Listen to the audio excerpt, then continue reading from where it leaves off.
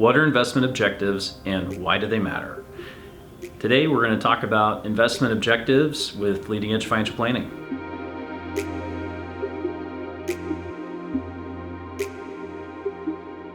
Investment objectives range from very conservative to preserve capital to very aggressive to grow it and sometimes even take on what we would call speculative risk. What we're going to talk about today is how these different investment objectives apply in different stages of life and in different situations. The reality is, even a young person may have an appropriate investment objective for some of their dollars, but not all of them. If an example of capital preservation or a current income objective might be to have very conservative dollars such as CDs, maybe even a money market or short-term bonds to fund a short-term objective. Maybe within the next year, 6 months, or even 2 years would fall within that category. That goal may apply when you're going to purchase a vehicle soon, or you'd like to make a down payment on a home, or maybe even an improvement project to your home. Those would be examples of reasons for even a young person to have a conservative approach with their money. The purpose and reason for either a current income objective or a capital preservation objective is because you know you're going to use that money really soon and you want it to be able to be spent and not have the market return a negative return and mess up your goal and objective. There's simply not enough time to reap a reward that would be worth more than being able to not meet your objective.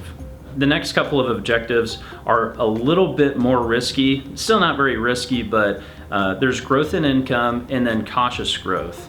So growth in income, that's where you're gonna let your money grow some, also produce some dividends, produce some income. That's a good fit where once you're getting closer to maybe a retirement objective or a goal that you've been saving for some time, think of a time frame between maybe 3 to 7 years of a time horizon is your window to that goal and objective.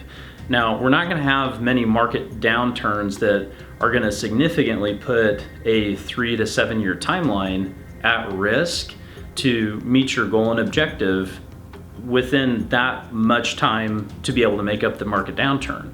It's also not a significant enough amount of time to take on the full risk of the market to earn a couple more percent return and have a sizable impact on the net outcome of your goal.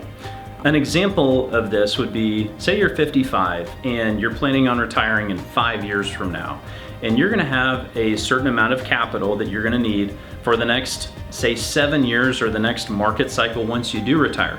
For that portion of your money, the growth in income is a good objective to be targeting your money so that you're still getting some growth on it, but you're not putting it at the full risk of the market.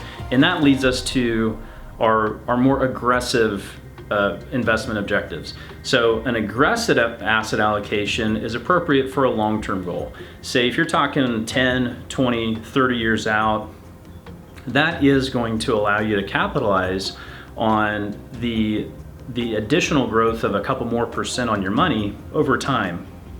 You're getting rewarded for accepting market risk that others simply can't afford to accept at that point in time. But the difference of 1 or 2% compounding over time, especially when you're talking in terms of decades, is a huge effect.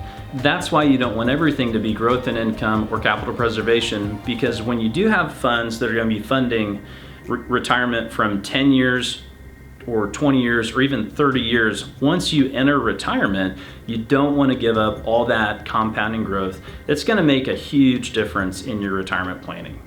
On the riskiest end of investment objectives is the speculative growth. Now that comes into play, say if you've got a couple $1 million of investments. We know that all your goals are going to be met with the money that you currently have, and it's okay for you to take that money and go invest potentially in a startup that you get to know really, really well, or maybe a cause where you know that there's a really good chance that you're not going to get that money back potentially ever.